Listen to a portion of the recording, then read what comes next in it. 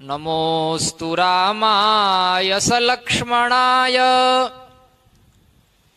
देव्यै च तस्यै जनकात्मजायै वादतोषितविश्वेशं धर्ममार्गप्रवर्तकम् वन्दे श्रीहरिहरानन्दं करपात्रं जगद्गुरुम्। सच्चिदानंद स्वरूप सर्वेश्वर तदैक्षत बहुश्याम प्रजाएय आदि वचनों के अनुसार स्वयं को ही जगत का अभिन्न निमित्तोपादान कारण बना लेते हैं। बुद्धिन्द्रिय मन प्राणान जनानाम असजत प्रभु मात्रार्थम च भवार्थम च आत्मने कल्पनाय च। श्रीमद्भागवत वेदस्तुति का जो यह दूसरा श्लोक है, जनानाम, यहाँ जीवार्था सृष्टि का वर्णन है।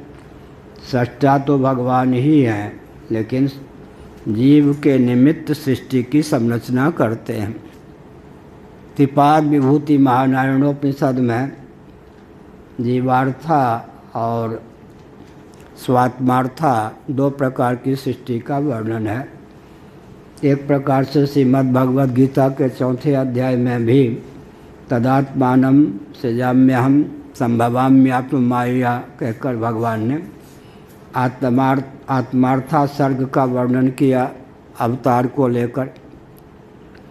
और संसार की रचना तो भगवान करते ही हैं।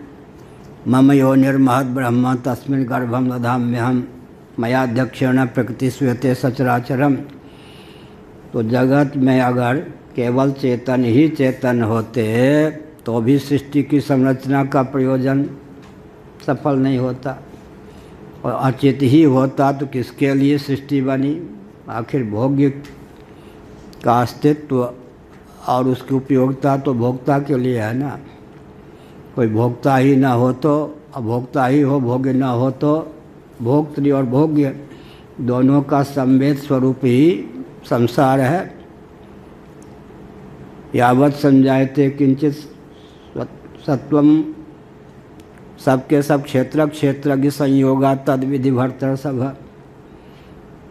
क्षेत्र और क्षेत्रज्ञ प्रकृति और पुरुष के संयोग से सृष्टि की संरचना है।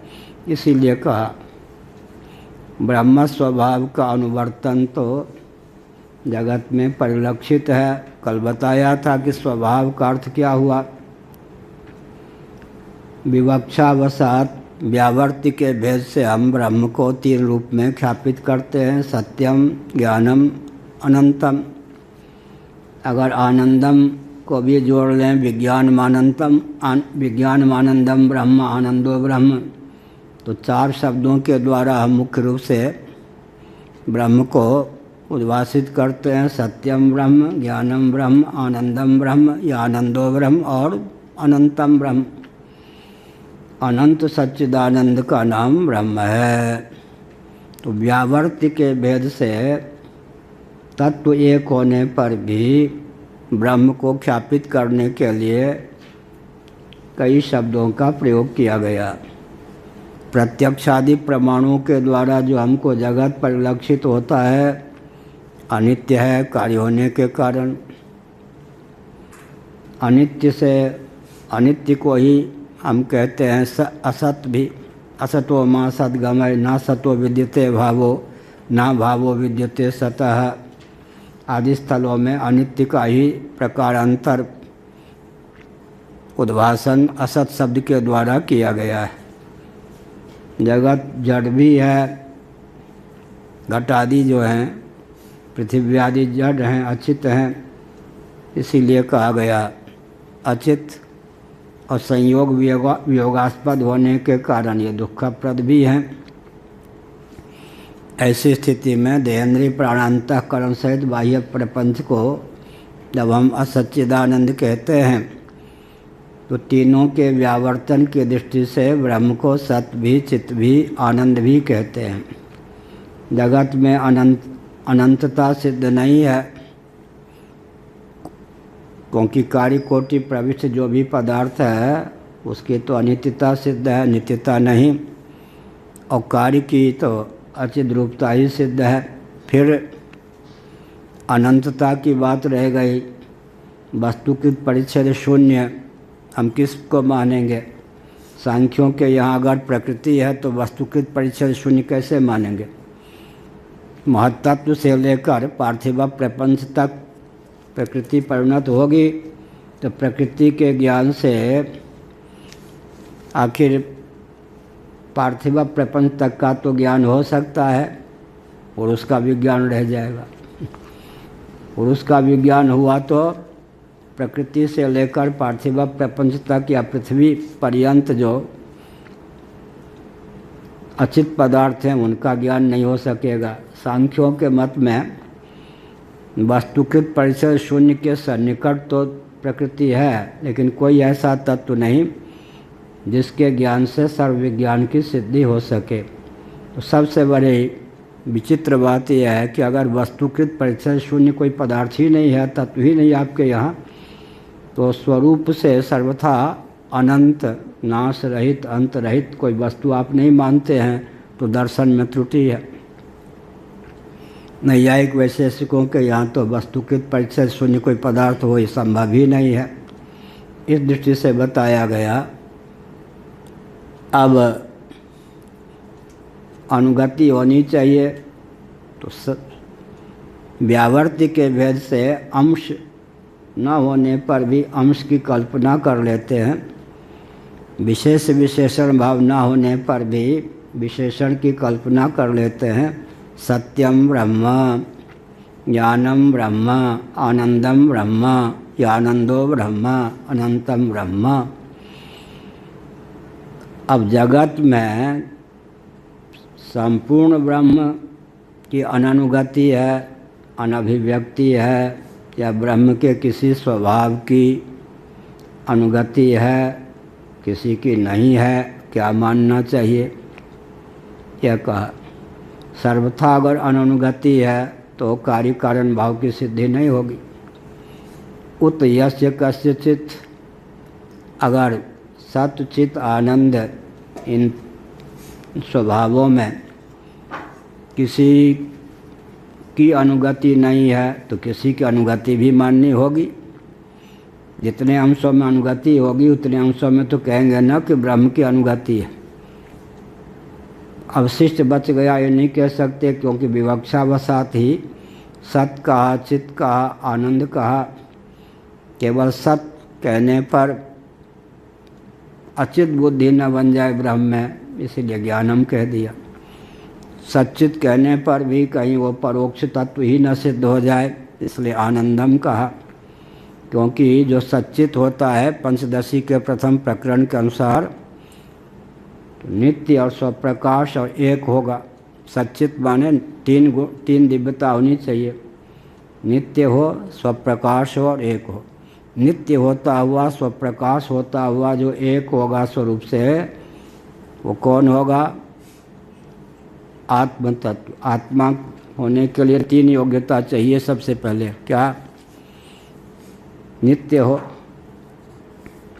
ऐसे पद को का वरूँ जो जन्मे और मर जाए, वर वरूँ गोपाल को मेरे चूड़ियों में रह जाए, मीराबाई। उसको हम आत्मा कैसे कह सकते हैं जो तीन अवस्थाओं में भी टिक न सके? नैयायिकों ने क्या पक्ष प्रस्थापित किया? पंचदशी प्रथम प्रकरण के अनुसार, वेदांती हो, तुम्हारी चाल किस अभिप्राय से है इसको हम जानते हैं। तुम ज्ञान को आत्मा सिद्ध करना चाहते हो। ठीक है, जागृत अवस्था में ज्ञान की सिद्धि होती है, विषय भेद से ज्ञान में भेद नहीं होता। यह नियम तुमने प्रस्थापित किया, सिद्ध किया। शब्दक ज्ञान, स्पर्शक ज्ञान, रूपक ज्ञान, रसक ज्ञान, गंधक ज्ञान, घटक ज्ञान, पटक ज्ञान, ऐसे ही सुखक ज्ञान, दुखक ज्ञान, मोहक ज्ञान। स्वप्नावस्था में भी तुम समान वाचो युक्ति से ज्ञान को सिद्ध कर दोगे, लेकिन सुसुप्ति में तो ज्ञान की गति नहीं होगी। अचित होकर, जड़ होकर ही उनका आत्म तत्व शेष रहता है सुसुप्ति में।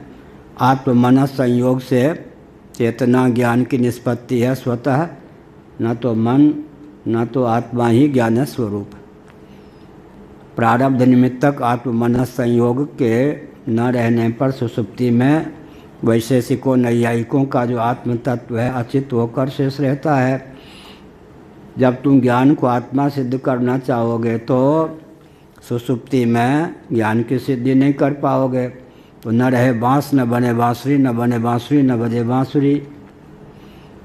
तो वेदांती और उपास पूर्वक का सावधान, ये स्मृति है या नहीं जागर दशा में। जो स्मृति होती है अनुभव पूर्विका होती है, सा में माँ का अनुभव ही नहीं हुआ हो तो उसकी स्मृति कैसे होगी।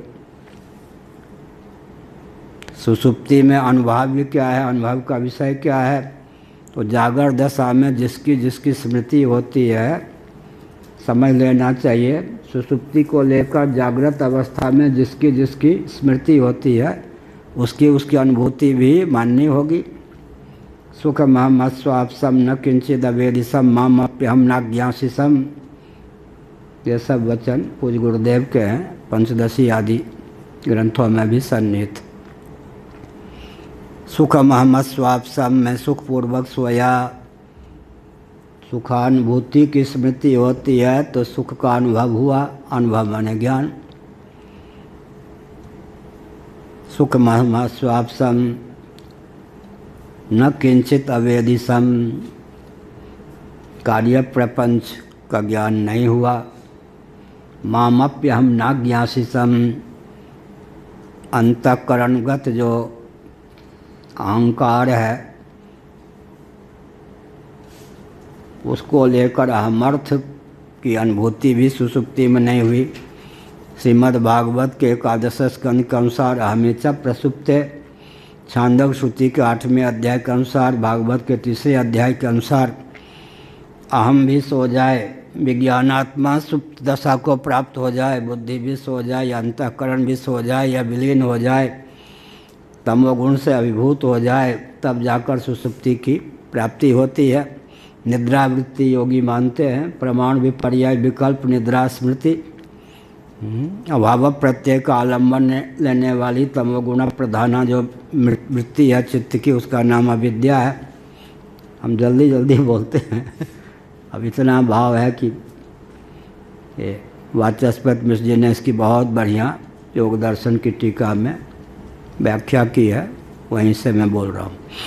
इसका मतलब क्या है, तमोगुण की स्थिति रहती है, जैसे अंधकार से आवृत पदार्थ दृष्टिगोचर नहीं होते, तो अभाव प्रत्यय का आलम्बन लेने वाली निद्रावृत्ति तमः प्रधाना होती है, उससे सब आच्छादित होते हैं। तो मामप्यहम नाज्ञासिसम न अज्ञासिसम, इसका मतलब अज्ञान भी भाष्य सिद्ध होता है सुषुप्ति में। इसका अर्थ क्या हुआ, अज्ञान का ज्ञान होता है, सुख का ज्ञान होता है, दो तो मानेंगे ही। और अहम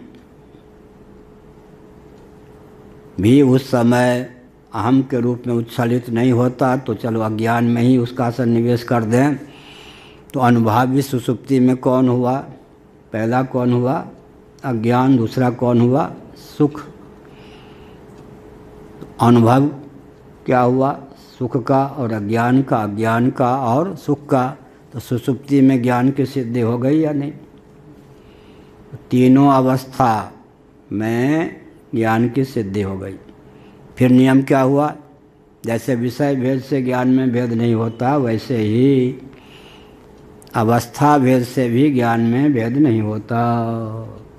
जागर स्वप्न नहीं, स्वप्न सुषुप्ति नहीं, लेकिन जागर में भी एक ज्ञान, स्वप्न में भी एक ज्ञान, सुषुप्ति में भी एक ज्ञान। अवस्था भेद से ज्ञान में भेद न होने के कारण तीनों अवस्था में एक ज्ञान की सिद्धि हो गई। सोमवार का ज्ञान, मंगलवार का ज्ञान, बुधवार का ज्ञान, बृहस्पतिवार का ज्ञान, शुक्रवार का ज्ञान, शनिवार का ज्ञान, रविवार का ज्ञान। तो सप्ताह के भेद से भी ज्ञान में भेद नहीं, कल्प के भेद से भी ज्ञान में भेद नहीं। तो ज्ञान निर्भेद सिद्ध हो गया, एक सिद्ध हो गया। और क्या सिद्ध हुआ? स्वप्रकाश सिद्ध हो गया। घटमहम जानामि। अंत में वैशेषिकों को नैयायिकों को कहना पड़ता है घट विषय ज्ञानवान अहम अनुव्यवसाय। जिस ज्ञान का विषय ज्ञान ही हो जाए उसका नाम क्या है? अनुव्यवसाय। तो किसी न किसी ज्ञान को स्वप्रकाश मानना पड़ेगा। अगर ऐसा नहीं मानेंगे तो जगदान्ध्य प्रसक्ति, जगत में क्या होगा? अंधा अंधेर नगरी चौपट राजा। कहीं न कहीं कोई स्वप्रकाश ही नहीं होगा तो जगत की सिद्धि नहीं होगी। इसका अर्थ क्या हुआ? किसी न किसी ज्ञान को, पहले ज्ञान को न सही दूसरे ज्ञान को, अनुव्यवसाय को। घटमहम जानामि का अर्थ होता है घट विषय ज्ञानवान अहम। उसको तो मानोगे आप। तो प्रथम ज्ञान ने क्या बिगाड़ा? पंचदशी का ने लिखा, प्रथम ज्ञान ने क्या बिगाड़ा कि उसको स्वप्रकाश नहीं मानोगे। तो ज्ञान क्या हो गया? नित्य हो गया, एक हो गया, स्वप्रकाश हो गया। फिर क्या हो गया? नित्य एक और स्वप्रकाश के बाद में जो नित्य हो, एक हो, स्वप्रकाश हो, उसमें आत्मा का लक्षण चरितार्थ हो गया। जो आत्मा हो उसमें क्या होगा? वो परम प्रेमास्पद, परम प्रेम का आस्पद विषय हुए बिना नहीं रह सकता। तो परमानंद स्वरूप भी सिद्ध हो गया। एतावता यह जो ज्ञान है सच्चिदानंद स्वरूप सिद्ध हो गया। इसका अर्थ क्या हुआ? आत्म, यहाँ प्रश्न किया गया कि आत्मा जो है ब्रह्म क्या है? सच्चिदानंद। तो ब्रह्म का कार्य अगर जगत को मानते हैं, चेतन प्राकृतिक जगत को मानते हैं, तो किसी स्वभाव की अनुगति नहीं है, या किसी भी स्वभाव, किसी एक स्वभाव की अनुगति नहीं है, दो स्वभाव की अनुगति नहीं है, या सर्वथा तीनों स्वभाव की अनुगति नहीं। सर्वथा तीनों स्वभाव की अनुगति नहीं है तो कोई उदाहरण दे दे, संभव ही नहीं। एक चीज़ और है, वो भी पंचदशी के अनुसार बोल रहा हूँ। कौन वस्तु कैसी है, उसका समग्र स्वरूप कैसा है, इसका निर्धारण बहुत कठिन है। क्या ध्यान गया? मान लीजिए पाठ नहीं हो तो हमको पढ़ाने का अवसर मिले, तो हम पढ़ाना भी जानते हैं, इन सब विषयों का ज्ञान भी है, ना हमें ठीक से पता चले ना आपको पता चले। इसका मतलब क्या हुआ? पढ़ने वाले की उपाधि प्राप्त होने पर पाठ चला। अब बच्चों के बीच में खेलते रहें, उन्हीं से तोतली वाणी में बात करते रहें, तो माता पिता कितने योग्य हैं, उनकी योग्यता बच्चों के बीच में प्रकट हो पाएगी। इसीलिए पंचदशीकार विद्यारण्य स्वामी जी ने बताया कौन वस्तु कैसी है भी या नहीं। दूसरी बात है कि उसका समग्र स्वरूप कैसा है। ये तो अनुकूल उपाधि प्राप्त होने पर भी हम समझ सकते हैं। जैसे अग्नि तत्व क्या है? दाहक और प्रकाशक। अब बटलोली में पानी रखिए, नीचे से चूल्हा चिता ही रहे हैं। पानी के माध्यम से स्वामी निर्विकल्पानंद जी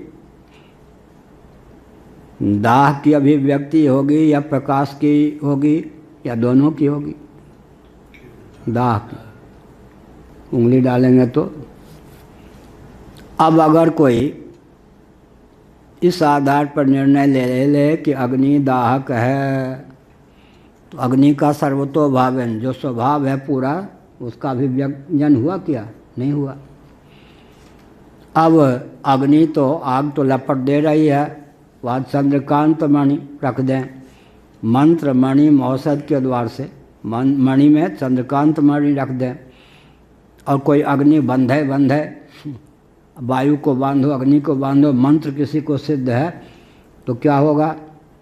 पूरी सेकने के लिए बस अग्नि जलता है, क्या रख दिए? बर्तन रख दिए, उसमें घी भी रख दिए, पूरी बेल के रख दिए, वो घी गर्म ही नहीं होगा। तो वहाँ क्या प्रकाश तो है, दाह नहीं है। दाह का अवरोधक कौन हो गया? मणि मंत्र महोषधि या अवरोधक सामग्री है। लेकिन जो आग जल रही है, ईंधन क्या है? दाह और प्रकाश दोनों का अभिव्यंजक संस्थान है। इसका अर्थ क्या हुआ? एक ही वस्तु का समग्र स्वरूप कितना है, अब वो है भी या नहीं, इसका निर्णय किस पर होगा वैदिक जी? अभिव्यंजक पर। अगर राहु है या नहीं, राहु और सूर्य चंद्र की दूरी बहुत है या नहीं? सूर्य और चंद्र में भी दूरी है, राहु और सूर्य चंद्र तीनों में दूरी है ज्योतिष के अनुसार। लेकिन राहु चंद्र के द्वार से ही, राहु का चंद्र और सूर्य के द्वार से ही तो अभिव्यंजन होता है। अगर ग्रहण ना हो, सूर्य चंद्र ही ना हो, चंद्र ग्रहण सूर्य ग्रहण ना हो, तो राहु का अस्तित्व है, राहु कोई भाव पदार्थ है, इसका ज्ञान कैसे होगा? इसीलिए किसी भी वस्तु को नकार देना या किसी भी वस्तु के एक अंश को स्वीकार करना, बाकी अंश को स्वीकार न करना, ये क्या हुआ फिर? यह दूरदर्शिता है। वस्तु है, इससे ही काम नहीं चलेगा। उस वस्तु का अभिव्यंजक संस्थान कौन है? यहाँ मान लो तानसेन जैसे गायक कोई हैं, कौन? मान लो ऋषिकेश ब्रह्मचारी जी हैं। अब वो गान का कोई अवसर ही नहीं है, तो ये गायक से पता चलेगा क्या? नहीं ना, नहीं पता चलेगा। इसका मतलब क्या है? वस्तु की विद्यमानता, ज्ञान की विद्यमानता, कला की विद्यमानता, व्यक्ति की विद्यमानता होने पर भी एकाएक हम उसका खंडन कर दें या किसी एक अंश को, हाँ वो गायक तो हैं, पाठक नहीं है, ये नहीं होगा। अभिव्यंजक संस्थान कितने हो सकते हैं, समग्र रूप उस पर निर्भर है। जैसे अग्नि तत्व तो दाहक भी है, प्रकाशक भी है, लेकिन केवल दिया सलाई लेकर देखो आग हो तो, अरे दिया सलाई तो है, मैच बॉक्स तो है, लेकिन घिसोगे नहीं तो अग्नि का दर्शन ही नहीं होगा। तो अव्यक्त दशा में जो अग्नि है उसके अस्तित्व का ही कोई क्या करेगा? खंडन कर देगा। या अग्नि को केवल दाहक मान लेगा, अग्नि को कोई प्रकाशक मान लेगा। इसका मतलब क्या है कि अभिव्यंजक संस्थान पर निर्भर करता है क्या? किसी भी व्यक्ति का अस्तित्व है और उसके स्वभाव क्या क्या हैं। इतना मैंने उत्तर दिया।